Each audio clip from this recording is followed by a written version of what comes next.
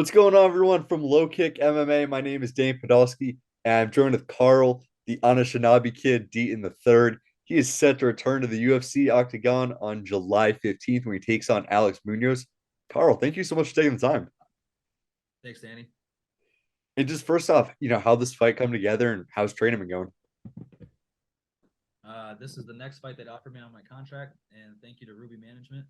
And that's just it. This is the first guy they pitched, and I said yes to it. I like the matchup, and training's good, man. I got nothing but good things and respect for the academy here in Minnesota and under Greg Nelson and everyone there. And where have you been training out for this last fight? The academy in Minnesota. Okay, got it. And who've been your main sort of go-to partners for the training? John Castaneda, he just fought in the UFC. Hmm. Bunch of so like there's a kid named Griffin there. He's a 45er old Purdue wrestler. There's another kid from one of the colleges here in Minnesota. His name's Mitch, and they really just all heavy Midwest wrestlers, southpaw, and then black belts. So Greg's black belts that are under him: Brandon Bergeron, Andy Grant. Then the list goes on. They're not really popular names in MMA because people, but in the Midwest and Minnesota, man, they are strong and they are accounted for. You mentioned John Castaneda. He just picked up a big win last weekend. What does that do to sort of the overall morale of the gym? Oh, it's on and cracking, man. The gym is, let alone being represented on the big stage through him. And Hmm. now I've even added another big stage piece of the puzzle to that gym and to keep that momentum going. So, you got guys that are not in the UFC that are hungry, right? Coming up and they see that, so they want to be in the room. And then you got the people in the gym just being around. They like being around the fighters, they like being around the training, and they like being around that kind of environment. So I think it's a positive, and man, I'll tell you this. I walked in the gym the other day, and the day before I was drilling with towards the end with a gentleman, and he is an amputee. Do you know what that is? Yeah, yeah. Amputee guy, right? And he was teaching him. There's a level of different chokes you can hold just for those kind of people. And I walked in, and the guy working the front desk, he's like, "Man, I don't know what you said to them, but this dude, he wants to move here full time. He said he got beat up by the UFC. He loves Carl, and he wants to come here all this, man." And I was like, who was that? I was like, a student. And he was like, said his name, and I'm like, man, I don't know who that is. And he's like, it's the guy with the amputee. This is an older gentleman. Hmm. So I was like, man, that's just badass stuff. Just always around, different people, different people you run into, drilling, training, learning from, and then man, it was crazy just to hear that story, to know that you inspired the guy to, to make a life change. Hmm. And do you feel like training out of sort of a smaller gym like that, where it's more of a tight knit group, do you think that gives you an advantage? Because A, when someone like John Castaneda picks up a win, it just boosts the morale of the whole gym. And B, you know, you have the next UFC fight out of that gym. All the attention's on you. It's not like you're just another name in a big gym. Yes. That, let alone different intentions. The bigger gyms have different teams inside the team inside. So Hmm. not everyone's always on the same page of, what's going on. People have their own different agendas in there. And, I've been very fortunate just to be around that good environment. And here is, it's another good environment. And it is a smaller environment, but the talent's there. You got guys all over like, I didn't even know these dudes. And they're like, oh, this is a Greco guy. And they're just coming back from the Olympic Training Center, you know? Hmm. So, no, they might not be popular like Jordan Burroughs, but they know the grips, they know the transitions, they know setups, and the drilling's there. And man, it's going good. Hmm. Small teams, I think like small teams right now for me, and for what my career is in right now, I think this is what I need. Just a little bit more dialed in the fine details. And I told Greg this, and he's like, let's run it up. Hmm.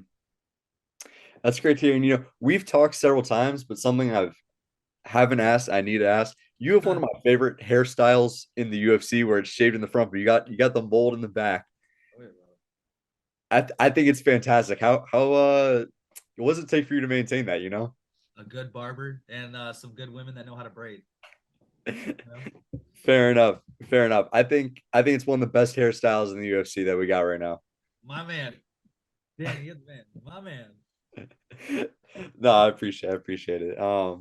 But And then, just going back to your fight, you're still a month out, but when do you go to Vegas for the fight? And have you gone to watch any of the fights on Alex Munoz?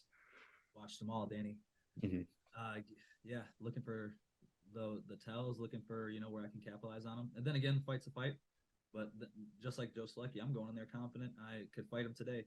And I think just keep watching film and drilling those little drills that you need to do. But dude, I'm more than ready to fire today. Mhm. What gives you the advantage over him? Definitely experience. That I know he has a wrestling background, but this isn't wrestling. This is, if anything, it's MMA wrestling. Mhm. You know, and my hands are too powerful, and I don't think he has that. I just don't think he has that dog in him to withstand these. These pistolas right here. Mhm. Fair enough. And for you've been extremely active over the last few years, PFL, WXC, and now the UFC. Compared to Alex Munoz, he hasn't fought in 2 years. Do you think that'll give you an advantage in this fight, having been in the cage so frequently, so recently? Definitely. I think that's very at this level, and where he's only 6-2, so it's not like he was on a run and he's taking a break, or it wasn't like he made an impact and took a break, like Mhm. he's 0-2 in the UFC and he took a 2 year off, and hopefully his mind's right. Hopefully he brings his right mind to weigh-ins, so that on that night, Carl Deaton gets to show the world how much better I am than this man and take home the victory and maybe a performance of the night bonus. Mhm. And I know it's not. I don't like to ask, what went wrong against Joe Selecki, but what sort of? I know it wasn't the result you wanted. Uh, What sort of takeaways were you able to get from that fight, even just going through the process of being in the UFC? that level of fight, that level of a Joe Selecki on the back, it was just more hand fighting drills from an elite grappler from the back.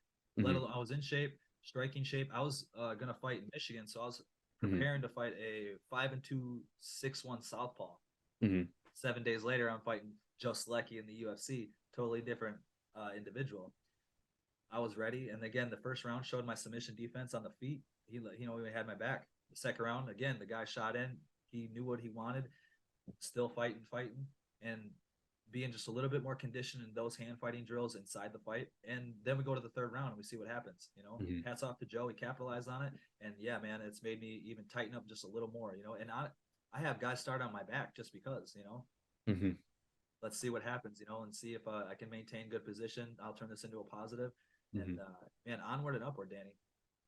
Yeah, fair enough. And I think, I mean, first of all, Joe Selecki is a guy. He's a top prospect at lightweight, and even taking that fight, and then the submission defense in the first round. I thought comparative to like taking that fight on 7 days' notice. I know you were prepping for a fight, but having that high level and Right. that difference of an opponent on that short notice, it's got to be tough to adjust.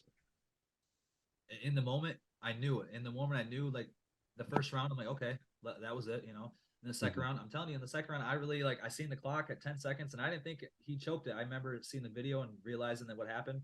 Mhm. But in my head, I'm like, man, I beat this round again. Like, let me go into the third. I feel his legs squeezing. So let's see if they're still squeezing in the third, because I was going to go out there and drop bombs and see what's going to start the round that way. But, Mhm. we capitalized on it. And that's, man, that's fighting. That was good fighting. And I'm Yeah. excited. I'm excited July 15th, Danny. I'm telling you, man.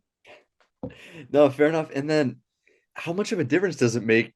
Because you've known about Alex Munoz. It's been Alex Munoz for, it'll end up being over 2 months that you're working on him.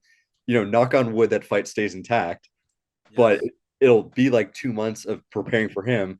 How much of a difference does that make compared to when, it's Joe Selecki and you get 6 days to prepare for him? Man, totally different. Let's say I get 12 weeks to prepare for Joe Selecki. I'm going with just all the best grapplers, starting in the worst positions and then takedowns, rather than someone totally different and not of that skill level. And not necessarily don't even have to be a black belt. I know, like, guys in purple belt, blue belt that are dangerous. Mm-hmm. It just depends on that game plan going in. So it does make a difference. The more I tell you about something, the more you're going to game plan and be totally aware, totally going over whatever you need to do to get the mind frame to get ready for that fight. And then again, 7 days notice. I had to do what I had to do. The first thing was making sure I made the weight and rocking and rolling then. So like I said, man, thank you for always the interviews. Thank you to Ruby Management, the UFC, and the Academy, and my friends and family. for believing always, man. Hmm. How has your life changed now that you're a UFC fighter? And you're not, someone on the regional scene. Dude, it feels good. I still man, what it is for me, I check it off with something in the bucket list. You work so hard for it as a man, and it's I can't compare it to. It's like throwing that touchdown pass for some guys in high school. Being that touchdown or whatever it was for you. It's that one thing you did and you accomplished it. And now I'm setting more goals inside the company that I want to accomplish myself. Hmm. But dude, Danny, I will say that you know, yeah, I made my penis grow 3 more inches. I'm smiling more. I'm excited. Naturally too. Yeah, I can't argue with that one. And then just going forward, if all goes well and you beat Munoz, what are your goals for the rest of 2023? Danny, I'm calling out, or I'll tell you right now, I want the winner of that BMF title. Fair enough. Fair enough. Who do you think wins that fight? Gaethje and Poirier. Uh, Dustin. I think it's going to be a war just like it was, and I think Dustin will come on top. But nonetheless, man, that's what that title means. Let's see it. Let's see it. Fair enough. And then I'll also ask too, you're fighting July 15th. Main event that night is Holly Holm versus Myra Bueno Silva. What are your thoughts on that fight? Who do you think gets it done? Oh, home. Let's go. I got it. And that's exciting, man. I seen they threw that up there. I was like, man, that's pretty cool to be headlining by some beast women. Yeah, definitely. And it's your second straight fight at the UFC Apex. How is it, for you competing there? Are you hoping to get in front of the fans, or you kind of like the smaller environment at the Apex? Dude, I like the environment right there. It's all business. You get the little bit of crowd that's right around there. So, it's like either it's just a different type of a fight fans. Hmm. And nonetheless, man, it's like just gladiators type stuff. You're warming up. Nice warm up room. Nice across the board. UFC is hands down one of the best. And it's straight business. It's good work. And man, I'm excited for the Apex. I like the Apex, but don't get it twisted, man. I want to go to France. I want to take you to France. I want to go to Miami, and I want to do something in Michigan and Texas, Houston. Let's sell it all out. Yeah, I was gonna ask about Michigan. There's no plans in place right now, but the UFC has been there in the past. Are you hoping to get on a card in Michigan You with the bet your UFC? ass. You bet your ass, bro. Let's sell out. Let's some Joe Lewis. Let's put a dome top over the U of M thing and turn it out, man. Let's Yeah. do it. Yeah, I think, I mean, in terms of going back, it seems like the UFC is starting to go back to all these places. They're going to Nashville. They're finally back to Boston. I feel like That is Michigan, maybe Detroit could be on the uh on the horizon at some point in the future. man. And if it is, I want to see you up in Detroit, Danny. Fair enough, man. I'll do my best to go there. All right. Come I'm based outside of Boston. I'll be there on August 19th, UFC 292. So if you get in that card, I'll be there. All right. Hell yeah. Anyways, but Carl, it's always a pleasure. And just, my final question. July 15th, Alex Munoz, Carl Deaton III. Carl, give me your official prediction. Carl Deaton win easily with the knockout performance bonus of the night. Onward and rolling and going to that BMF title. Fair enough. Well, Carl, A, best hairstyle in the UFC. I'll stand by that. Yes, sir. B, best of luck. Best of luck to you. Guys, Carl, the Anishinaabe kid, Deaton III returns on July 15th when he takes on Alex. Carl, thank you so much for taking the time. Thank you guys, man. Danny, shout out to your podcast, man. It's one of the best around. I appreciate it, brother. Thank you so much. Make sure to subscribe to the LowKick MMA YouTube channel for all the latest news, event previews, and interviews with some of the biggest stars in MMA.